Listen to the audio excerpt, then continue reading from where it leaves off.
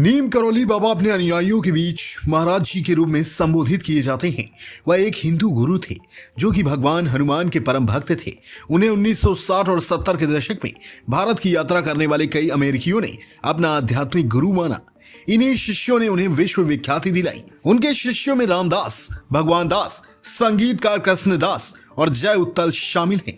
उनके आश्रम नैनीताल के कैंची, वृंदावन, ऋषिकेश, शिमला, फरुखाबाद में खिमासेपुर के पास नीम करौली गांव में, भूमि आधार हनुमानगढ़ी और दिल्ली मुंबई में स्थित हैं।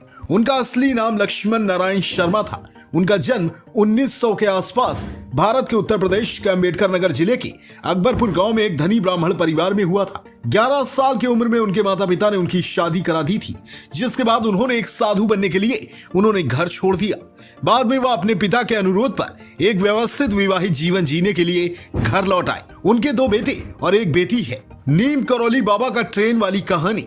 नीम करौली बाबा की ट्रेन वाली कहानी काफी लोकप्रिय है। आइए इससे जानते हैं। बाबा लक्ष्मण दास यानी नीम करौली बाबा ने 1958 में अपना घर छोड़ दिया था। उनके शिष्य रामदास एक कहानी सुनाते हैं कि बाबा लक्ष्मण दास बिना टिकट ट्रेन में सवार हो गए थे।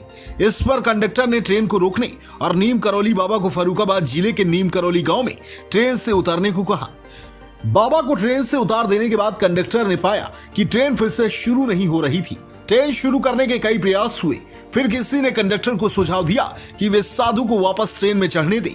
नीम करौली बाबा 2 शर्तों पर ट्रेन में चढ़ने के लिए सहमत हुए।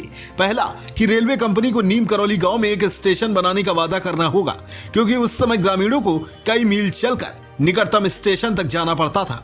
और दूसरा कि रेलवे कंपनी को अब से साधुओं के साथ बेहतर व्यवहार करना होगा।